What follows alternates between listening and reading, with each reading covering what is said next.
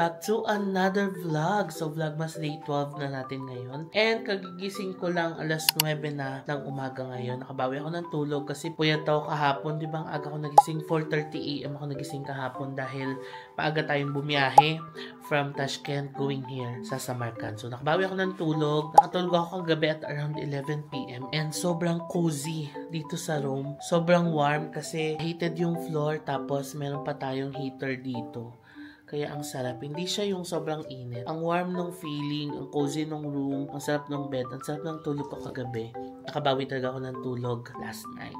So ngayon magbe-breakfast na muna ako, nagilamos lang ako, and naglagay ako ng lip balm, yung ating Carmex, tapos powder lang. Ayan.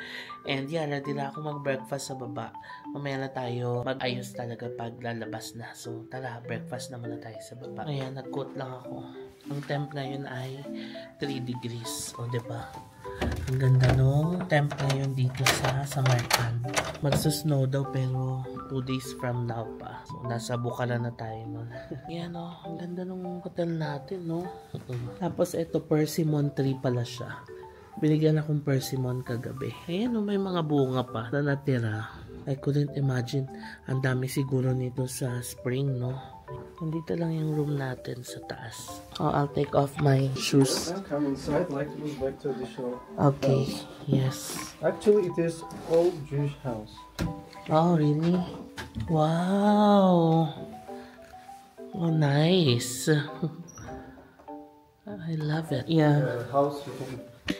Wow. Thank you. Grabe, ang ganda dito sa loob. Oh.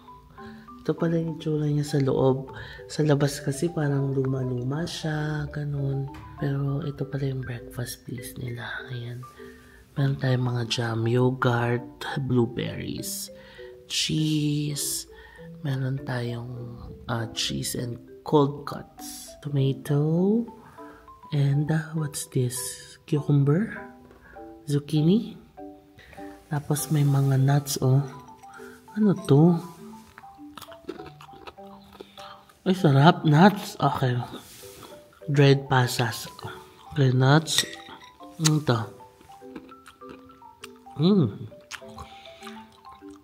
Chickpeas.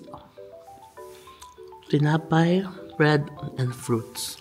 Kompleto, diba? Ito na ang ating breakfast. Naglabas sila ng pancake. Yan, zucchini pancakes din. Tapos, Samarkand bread. Ayan, let's eat.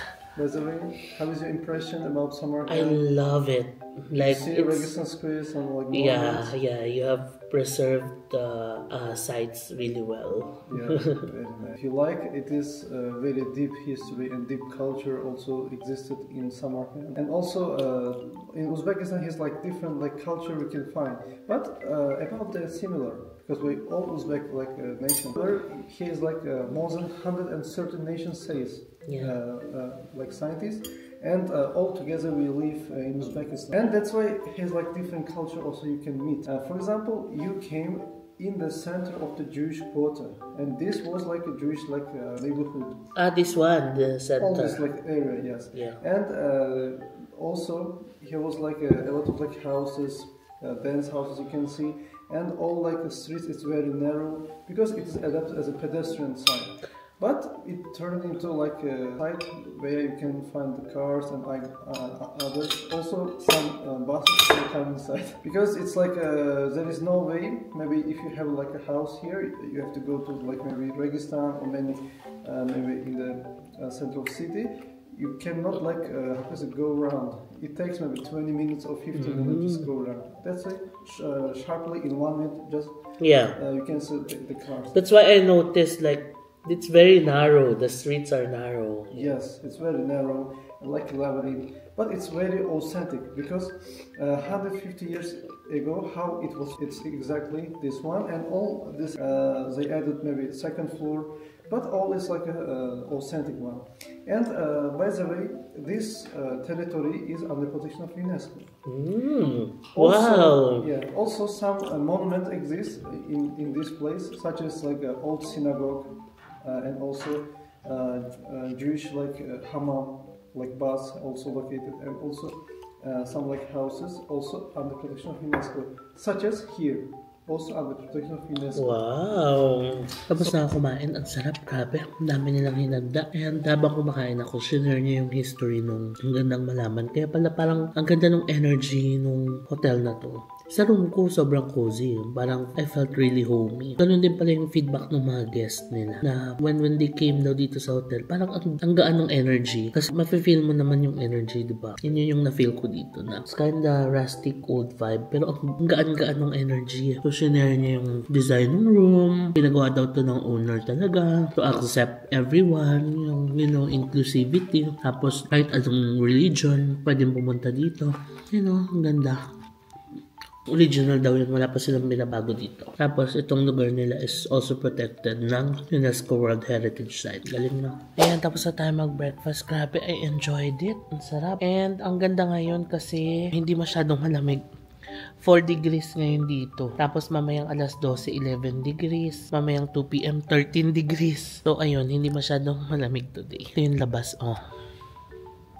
Ganda, no? Oh. Ngayon yung room natin. Yung may ng sunlight daw. Special daw yung room natin kasi ayan, naaanohan siya ng sunlight sa umaga. Sige, akit muna tayo. Okay fam, I'm ready to go. Nakaligo na ako. Nakapag-ayos na din. And yeah, here's our outfit. I'm wearing black and blue pants. Kita ba? Ayan. Tapos, binaligtad ko lang yung jacket ko. Reversible to, diba? Brown siya, tapos ayan, white and gray. Hindi na ako nag-heat tech dito sa top kasi 8 degrees na ngayon. Ayan. Mamaya magto 13 degrees na mainit na. Pero nag-heat tech pa rin ako sa pants para sure. So ayan, jacket na lang ako. Kubalin na lang natin ito mamaya pag uminit na. Okay? Labas na tayo. Magbubuk ulit ako ng Yandex going to our first stop. Okay fam, nakalabas na ako. Binaliktad ko ulit yung jacket ko kasi mas bagay pala yung brown sa black kesa yung white and gray. Bukas ko na lang to babaliktad rin pag naka-white na tayo. Anyway, sinearch ko kasi sa Google. 20-minute walk lang yung first stop natin from here. So, pwedeng lakarin. Lakarin na lang natin. Form of exercise din sa umaga. Yan, ito yung lalakarin natin. Tignan nyo, bukas din yung jacket ko. Kasi nga 8 degrees. Sisiyo na lang to sa atin.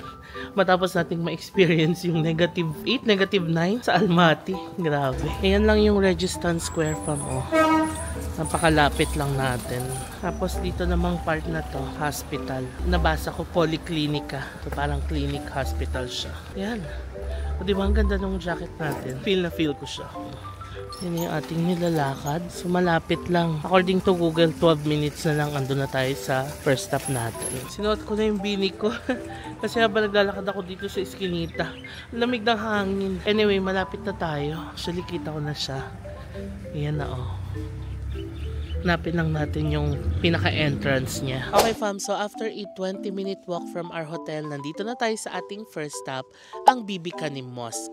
In the 15th century, isa daw ito sa pinakamalaki and pinaka-majestic na mosque sa buong Islamic world. So ang nagpatayo nito ay ang favorite daw na asawa ni Tamerlane or ni Amir Timur, si Bibi Kanim. So ipinatayo niya ito as a surprise para sa kanyang asawa galing sa India, no? Pero ang backstory nito, very interesting fam, kasi yung architect daw nitong mosque na ito ay na-in love kay Bibi Kanim. And nung mga time na yun, dinidelay-delay niya yung paggawa nitong mosque dahil gusto niya makakuha ng isang kiss kay Bibi Kanim. So ang condition niya para daw makompleto itong mosque, kailangan niya ng isang halik kay Bibi Kanim. And nung time na yun, si Bibi Kanim, nagmamadali na siyang ipatayo ito dahil pauwi na yung asawa niyang si Tamerlane from India. So cut the long story short, pinagbigyan ni Bibi Kanim na mahalikan siya ni architect dahil gustong-gusto niya nang matapos itong mosque, and nahalikan siya ni architect and natapos itong mosque. However, nung pag-uwi ni Tamerlane, napansin niya na may halik daw sa cheeks yung asawa niya, and he discovered na si architect ang humalik, and yun yung naging condition ni architect para tapusin itong mosque. So ang ginawa ni Tamerlane, tinapos niya ngayon yung architect and itinaas niya yung decree na mag-cover ng veil ang mga babae dito para daw hindi matempt yung mga ibang lalaki sa kanila. So that's the interesting story of the Bibi Kanim Mosque na ipinatayo ng asawa ni Tamerlane, si Bibi Kanim. So tara, pasok tayo doon sa loob. Ayan na siya.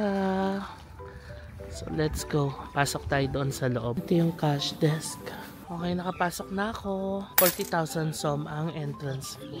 Oh, may malaking book dito. So, I guess this is the Book of Quran. So, ito yung parang main building. Tapos, merong building sa magkabilang sides. Tapos, dito sa side na to. Hindi ka, pasukin natin yung isang side. Oh, okay. Ma-echo. Hi. Hi. Hello. Hello. May echo, no? Ang galing. So, ito siya. Oh, okay. Ito yung nasira. Tapos, nireconstruct nila.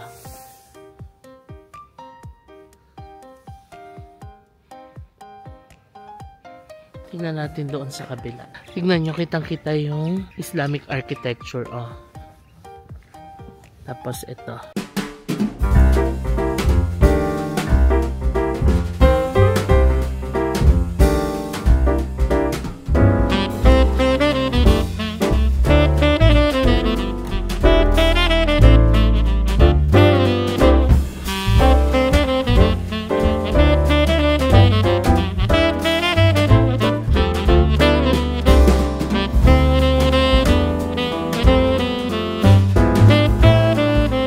Bawal pumasok dito sa main building. Ayan, naka-cordon off sila.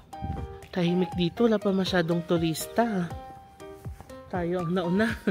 Kahapon may mga nakasabay tayong mga tourist eh.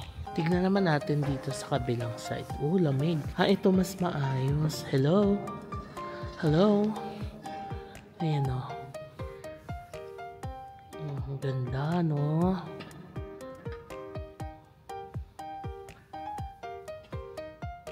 Tignan nyo yung intricate details.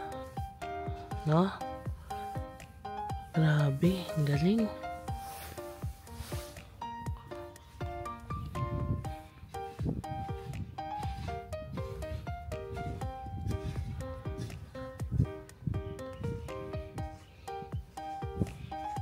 Yan, meron pang area dito. Ano kaya to? Pero naka-cordon off na. So, hindi na pwedeng pumasok. Laki pa dun, no? Pero bawal na umakyat dyan, no? Pero ilang floor pa yan. So, sinearch ko nga, it's a marble Quran, itong nasa gitna. And apparently, yung mga sinaunang babae daw noon, gumagapang daw sila dito sa ilalim. Kasi sabi, kapag nagkasya ka sa ilalim, magkakaroon ka ng maraming anak. Lapitan natin yung marble Quran. Ayan siya.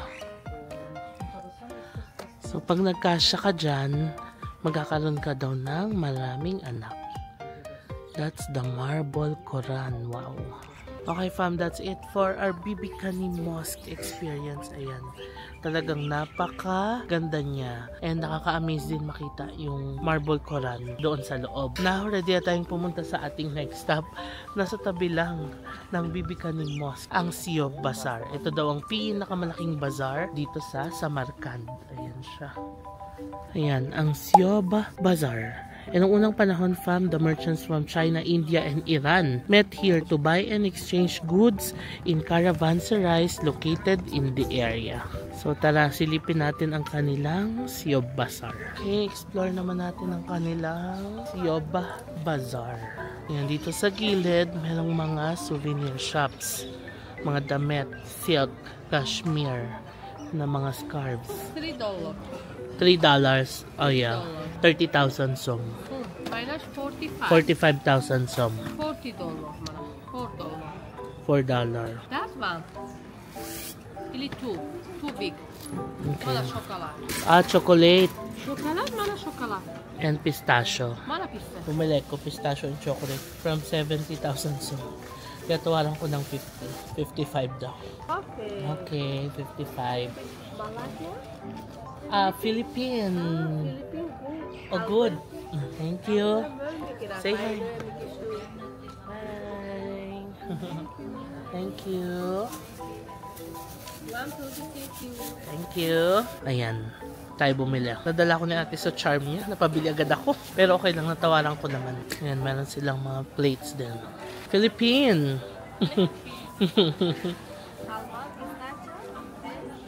I already bought. What do you have? Sesame, yes, sesame. Different. What's that? Oh. What's this? Sesame. Nuts? Sunflower sesame. Sunflower seeds. Oh, it's good. Parang binili natin sa Korea. Meron na tayong ganito sa atin eh. Mga ganito oh. What's this? Halwa. Flambe halwa. Very good. Very good. Halwa flambe. Ayan, puro free taste tayo dito. Hello! What is your best product? What's this? Halwa. Pistachio. Flambe. Plum? Flambe. Very good pistachio. Pistachio. Halwa. Taste more tayo. Sarap siya. Yung 10,000 som is 45 pesos sa atin. How about this one? Chocolate? This one chocolate insulated. Yeah. Try din natin ako. Sarap, may mani. Ang sarap. Okay, I'll get 2 and then 2. Oh, 50,000 som, 5. Please. Free. Okay, bigyan daw niya akong free. Okay. What's that? Sugar? It's sugar. Okay. Sugar, okay? Yes. What's this? Ito nuga. Nuga. Nuga. Oh, nuga. Okay. Nougat. And 10,000. Why from? Philippines. Philippines. Yes. Oh, very good Philippines. Very good Philippines. Yeah, yeah. 50. Ah, Okay. Thank you. Thank you. Sa bagahe pa ba tayo? Baka wala na tayong bagahe. Thank you. Thank you. Bye-bye. Nice to meet you. Kumino. Hello. What's that? Kumino. Ati. Kumino. Jinta. Kumin. Jinta. No, thank Okay. you. $2. $2. Ah, okay. Oh. No. Ito masarap to. Ito yung kinain ko sa hotel. What's this? What do you call this? Nuts. Made from? Sarap. How much? 1 kilometer. Ano? About 1/4. Masyadong maraming 1 kilo. Bigatan sa maleta. Philippines. 10,000. 10,000? 1/4? Okay. You should. Yeah. Ayun, dilagdagan pa niya. 10,000. Sarap yun, mani. Uwi natin kay Papang. Nash melon. Melon. Oh. Dried. Dried melon. Oh, that's interesting, ha? Ito na yung nuts, oh. 10,000 som. Free taste naman tayo ng dried melon. Parang candy. I don't like it. What's that? Halva? What's halva? Ah, pistachio. Hindi masarap yung melon. Hindi ko type. Is it the same I bought with you? Ah, same. A melon, no? Mabait naman sila. Ang daming pinapa-free taste. Tapos pag tumanggi ka, okay lang din. As in, no beef at all, ganun. Ikot naman tayo. Ito ang daming nuts, oh. Ito yung mga sinerve sa akin sa hotel kanina sa breakfast. Ito na yung binili natin. Ito masarap to, chickpeas. Hello. May mga dried ano din siya. Katulad nung sa Green Bazaar. May mga pack na ano. Yung masarap, oh, chickpeas. Can I get? How much? Chickpeas? 60,000? Yes. This is almond very good. Almond, sweet almond. Sweet almond. Yes. Can try? Yes. I already bought that. Sweet almond pala yun. Yung binili natin. I already bought this one. It's different from here. No, this one peanuts. Peanuts, this one almond. Almond, yes. Different pala to. 150 per kilo. Tama. Ang sarap. It's so good. Can I get more? Almond. Cashew nuts. Cashew. Fish very good. This one very good. Pistachio, you have? Can try? Yes, sir. Ah, it's like this pala. Ayan o. Ganito palang pistachio.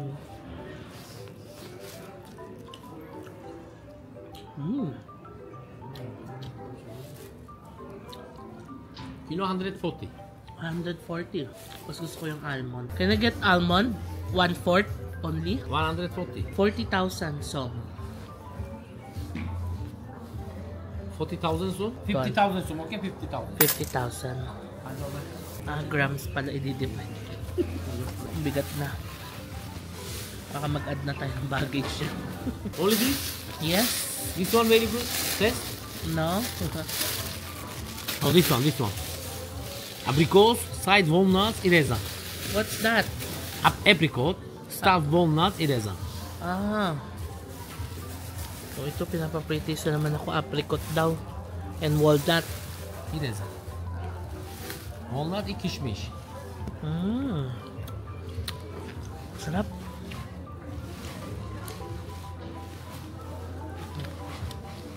Good. Thank you. Okay. Ang dami ko na nabili. Nuts ulit. Fairness, sa lahat ng mga tindahan na napuntahan, kung babait ng lahat, di sila yung aggressive na magtinda. So itong area na ito, puro nuts and dried goods. Ayan, yung mga bilog na yan. Uy, ang cute ng mga hat, oh. Mga knife. Meron pa doon sa baba. Kaya natin dito sa taas banda. Dito sa taas naman, mga fruits and gulay and spices. Parang amoy kimchi, ha. Meron pa dito sa baba, spices. Para siyang isang malaking market dito. Pero dito sa baba, mga assorted items na. Ayan, dito sa gilid, mga plastic. May ATM machine din. They also have pomegranate, spices, fruits. Pomegranate to, di ba? Sharbati. Ayan, cute nung pang ano nila, juice. Very good? Very good. Nah, taste okay. Taste.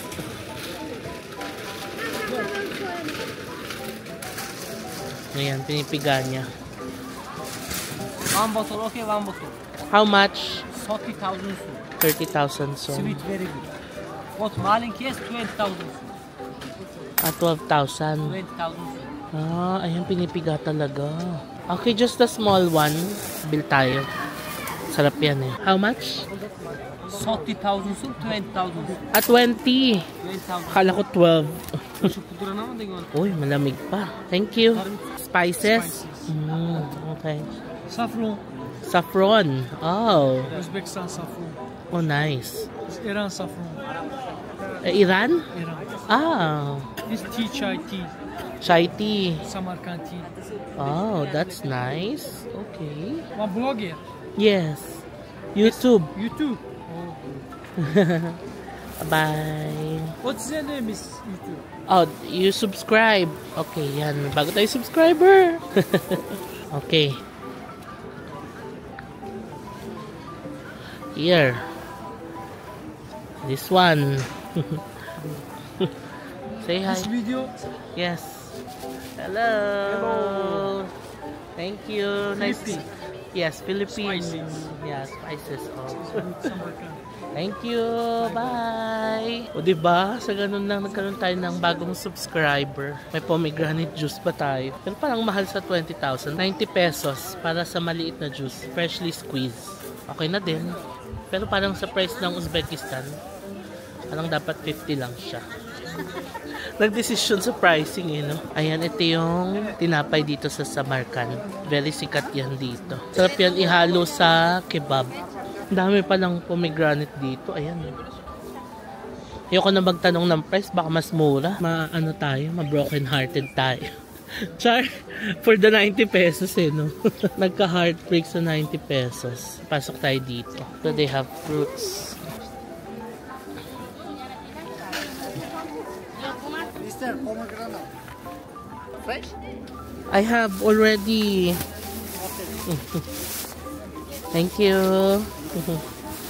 O diba, pag ganun lang, sabihan mo lang siya meron na. Okay lang sa kanila, diba? They're very nice. Ang dami din ng pomegranate dito, ah. Dulo na to. Okay, balik tayo. Pomegranate ulit. Dami. Ay, ito may orange siya. Orange? How much? Orange 40,000, granat 20,000. 20. 20, 40. Oh, mas mura dito ah. Nabili natin maliit kanina, 20, di ba? Nabudol tayo dun ah. Orange. Oh, ayan, freshly squeezed orange. Fresh. Fresh? 20. Ay, 30. At 20. Mas mura yung pomegranate. Ito orange. Okay, gusto ko tikman kasi freshly squeezed. Can be 20. 25. 25? I don't have 5. Sweet? Okay, bili tayo. 20 pala yung malaki. Nabudol tayo ni kuya kanina. Kaya mo na. Ayan. So, anong experience? No? Meron din silang mga nangihingi dito. No?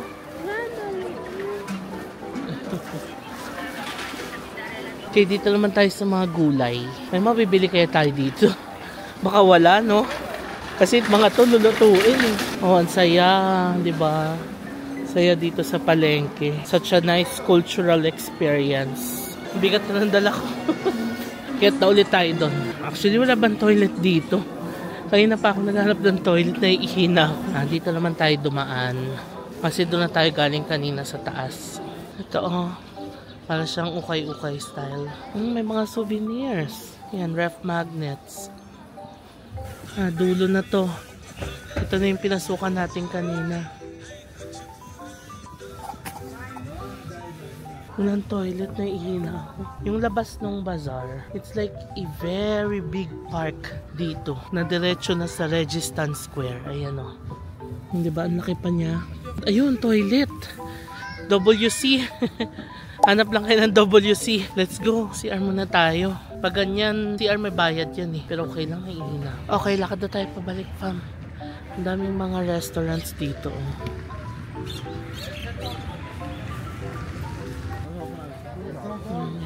Ayan, may Plov, Lagman, Manti. So, malaking park ito. And, bawal na yung sasakyan. Kaya nalalakaran siya ng mga tao.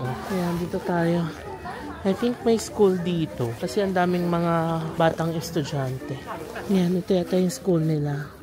Anyway, diretso na tayo doon. Palabas nung Registan Square. Ngayon, meron tayong kakainan ng lunch. Nirecommend din yun nung receptionist nung hotel. Dito lang siya sa likod nung Registan Square. Lakad lang tayo. Malapit na tayo, fam. Ayan na ang Registan Square. And the temp now is 13 degrees. Teka. Yung mga drivers pa naman dito sa Uzbekistan, grabe, kaloka. Ayan, dito na tayo kakain. Emirhan Restaurant. Nirecommend ito nung receptionist natin. Oh, kitang-kita dito ang Registan Square, di ba? Halika, kain tayo. Open na kaya sila? Grabe ang pawis ko. Okay, order tayo ng food. Ganda dito, grabe. May sabitan sila ng food. Ayan. Okay, order muna tayo ng food. Okay, it's nice here. Meron silang English menu. I noticed na nakakabit na sila ng mga Christmas decor dito.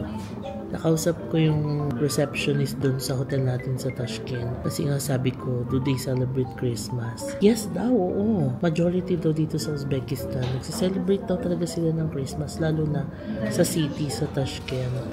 And yung mga hindi lang daw nagsiselebrate is yung mga talagang religious person nila dito. Pero majority daw of Uzbekistan, they do celebrate Christmas. Yun lang, share ko lang. Okay, here's our food fam. We have salad, bread, and patlijan kebab. Bon appetit! Okay, let's try this salad. Ano siya? Salad na may meat. Na may cucumber. Yeah, may tomatoes.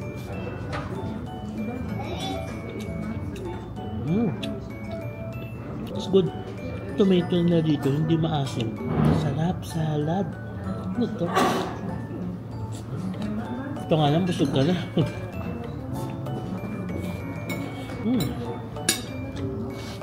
Now let's try the kebab.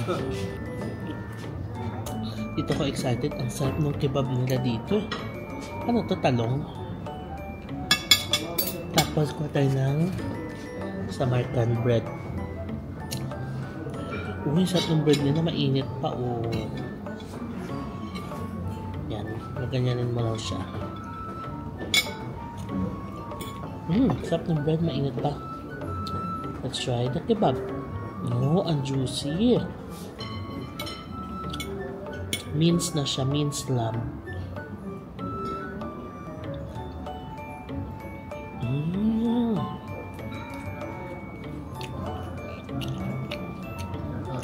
Oh my God.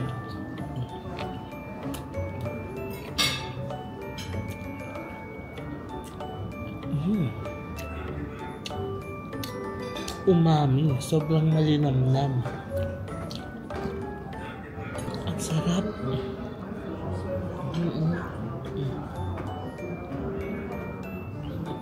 Parang mas na-appreciate ko na siya ngayon na may bread instead of rice. Kasi nasanay tayo pag meat rice, diba? Ngayon parang mas nasarapan na ako na bread yung kapartner niya. Ano to? Mushroom ba to or talong? Talong. Sobrang sarap ng meat, grabe. Sobrang sarap ng kebab dito sa Uzbekistan.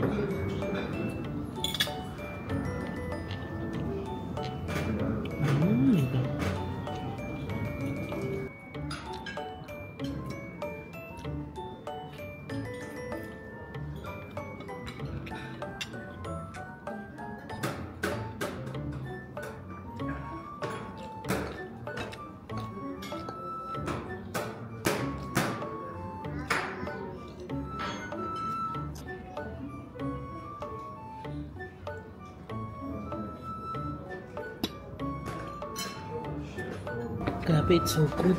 Dito sa Uzbekistan, parang wala pa akong nakainan na hindi masarap. Lahat ang sasarap. Kebab ang sarap. Salad ang sarap. Tinapay ang sarap. Alam niyo yung kebab dito sa Uzbekistan, sobrang sarap. And masasabi ko na, ang Uzbekistan ang may pinakamasarap na kebab. Bisa mga nakain kong kebab pa lang ha. Parang so far, ito yung pinakamasarap yung sa Uzbekistan. Sarap ng kebab nila, grabe. Total bill natin ay... may charge pa na yung tubig nila. Ang tubig nila ay 22,000. So that's about 100 pesos. Still water. Sana pa juice lang in order. Still water pa no. Yung tinapay is 21,000. To-take out ko yan. 21,000 pala yan. Tapos yung salad is 65,000. To-take out ko rin yan. Ito na yung magiging dinner natin mamaya. Itong salad. Tsaka tinapay. O, diba? Tapos yung kebab is 79,000. So, tapos meron silang service charge na 15%. So, ang total natin ay 215,000. So, more or less 900 pesos. No? Not bad. Kasi masarap yung food nila. Pasado. Tapos, makakain pa natin hanggang mamayang gabi. So, divide natin sa dalawa. Diba? Ganun ang mindset. Okay. Papatake out ko yan. Magbayad na tayo. So, dito lang sa Uzbekistan, ang lalaki din ng pera, no? Kaya, pag nagbabayad ako, maingat ako. Tinitignan ko talaga kung ano. Kasi, ang lalaki, 200,000, 100,000, 50,000. Yun lang. Ma-share ko lang. Papatake out ko na to. Tapos, balik muna tayo ng hotel. Ilalapag ko yung mga binili ko. Tapos, proceed tayo sa next stop natin. Okay, grabe. Ang sarap. Emir Han Restaurant. Dito lang sa likod ng Legistan Square. Napakasarap. #JM recommends. And yung kebab dito sa Uzbekistan. Chef's kiss. Ang sarap. Anyway, balik muna tayo ng hotel. Ilapag natin tong mga ito. So, nagbook na ako ng Yandex pabalik sa hotel natin. And alam nyo kung magkano? 12,500. So, that's about 50 pesos. Parang tricycle lang sa atin, no? Mas mura pa dito. Yung e-bike doon sa village namin, 100 to 150. Dito, taxi, 50 pesos, no? Mura. Ayan, fam, for 50 pesos. Ang ganda pa nung nasakyan nating Chevrolet. May sunroof pa. Parang ano pa, medyo top of the line. Bongga, no? Kasi naka-leather siya. Ayan. Galing, no? Okay, we're back sa ating hotel. Ayan. Cute ng mga bahay dito, no? Simple lang sa labas, pero rock na rock sa loob. Kapasok tayo. Kaya tayo. Naabutan ko siya. Papausok siya dito. Mga herbs daw yan. Ganyan daw sila dito sa Samarkand. To fight for illness and something. Hello. Okay, pasok tayo.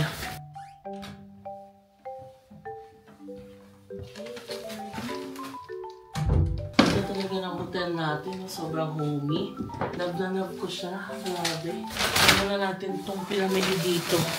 Tapos yung dinner natin dito mamaya, diba? So yeah, pahinga muna ako saglit. CR break muna. Siguro in 30 minutes, alis tayo. 2 PM ngayon. Okay fam, so after taking a quick break sa hotel, nandito na tayo sa ating next stop. Nilakad ko lang siya, nasa 10 to 12 minute walk lang siya from our hotel, the Shahi Zinda Memorial Ensemble. So this is one of the most revered places in Central Asia. And alam nyo fam, itong architectural monument na to in Samarkand is a complex of mausoleums, mosque, minaret, and madrasa located on the cemetery to the south of Afroshab Hill. So ito ginawa ito noong 11th centuries hanggang the 20th centuries. No? Ibig sabihin matagal na talaga siya. And yung mga mausoleums dito fam, ang mga nilagay daw dito is yung mga mayayaman or mga nobles dito sa Samarkand. And ang most ancient structure dito is the mausoleum of Qusam ibn Abbas, the cousin of the Prophet Muhammad, who is popularly known as Shahi Zinda or the Living King, ang translation niya in Persian. So kaya siya tinawag na Shahi Zinda Memorial Ensemble. So nandito na ako sa loob, nagbayad ako ng entrance fee na 40,000 som, no? Para makapag-explore dito sa loob. So nabasa ko rin sa mga articles fam na isa daw ito sa may mga pinakamagagandang mausoleums dito sa Uzbekistan. In fact, nabasa ko nga sa isang article, nirecommend niya na pagdating pa lang ng Samarkand, pumunta na dito kasi napakaganda daw talaga dito ng mga mausoleums. Maganda yung design, blue marble and all. So tara, lakad tayo.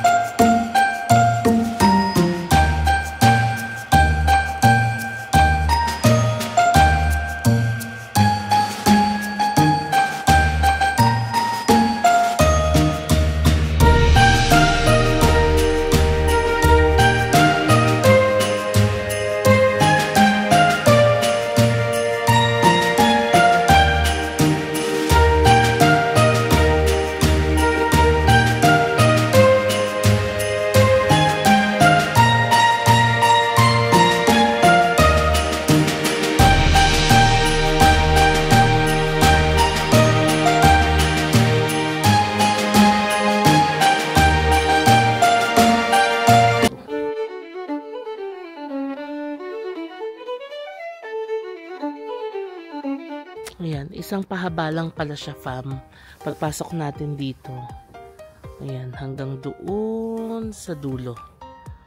Ayan, ayan na siya. Tapos, ang gagawin nyo dito is mostly mag-picture talaga sa mga mausoleums. Or better, kuha din kayo ng tour guide kung meron sa labas. Pero, para malaman nyo yung history ng bawat mausoleum, meron naman naka-display sa labas. Tapos, basahin nyo lang para mas malaman nyo yung history, diba? Ayan, meron unknown mausoleum. Ayan siya sa loob. Yung iba, nakapadlock. Or baka dahil time na.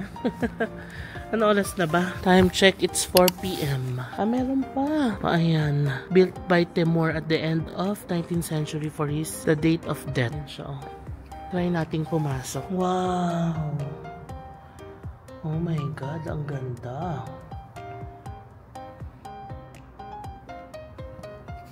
Ito. Shodi Mulk Oko Mausoleum, built in 1372. Wow, one of the most beautiful buildings built in honor of Timur's sister, Turkun Oko. Ayan siya. Wow, ang ganda.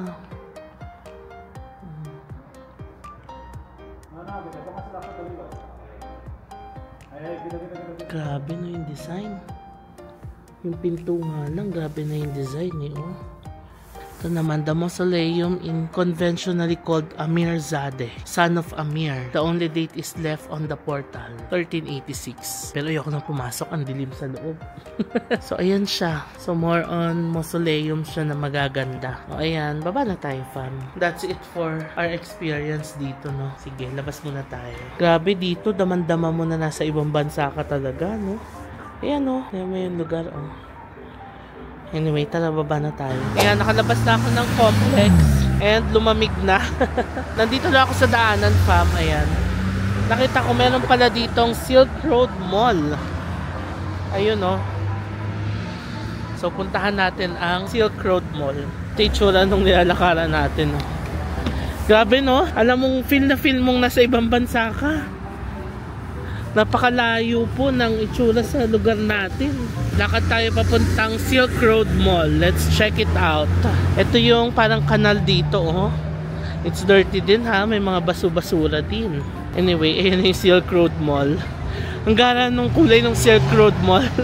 Parang lumang style din. Ganon sila dito, no? Yung style nung labas, pabebe lang. Pero ang fancy sa loob. Parang yung hotel natin, di ba? Ayan, Silk Road Mall. Tignan mo, parang... Ay, okay. Hindi pa pala siya bukas. Kaya pala parang walang ganap. Ayan, no? Ito pala yung na-search ko na under construction pa lang. Okay. Okay, now balik na muna tayo ng hotel. Ayusin ko yung mga file. At mag-a-up ako ng vlog maya-maya. Naghintay na lang ako ng Yantex. Ayan. 16,000 som yung pamasahe. Alright, we're back sa ating hotel. Ito lang ang problem, no? Sa sikip nung daan, pag may nagkakasalubong, ang hirap. Grabe. Kaya na tayo. Alam nyo, ang ganda talaga ng hotel natin. Sobrang na-appreciate ko siya. Tapos, ang babait nung mga tao dito. The owners, the reception staff. Ang bait lahat. Grabe. And alam nyo, super low season pala ngayon nila.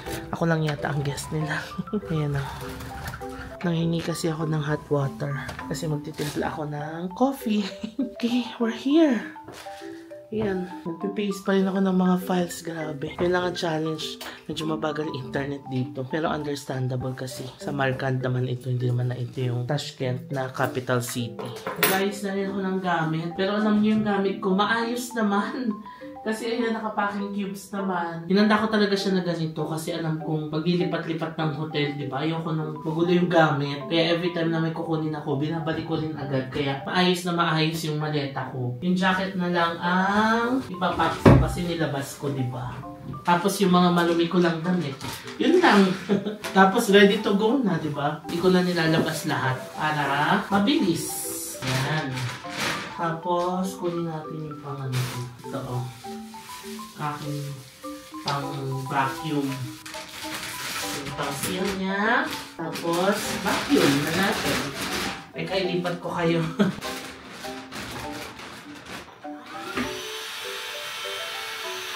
Sobrang dali lang nito. As in.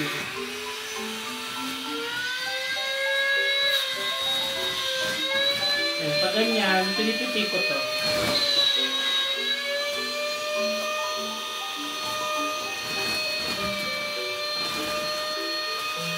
Para makuha lahat ng hangin niya.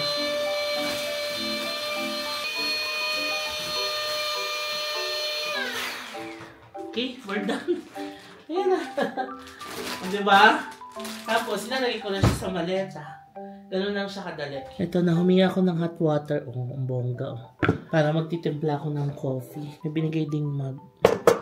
Ayan. Di ba ang ganda ng tasa natin? Yan mo yung kape ko, Nescafe. Ito pa yung galing sa train. Yung binigay doon sa train natin.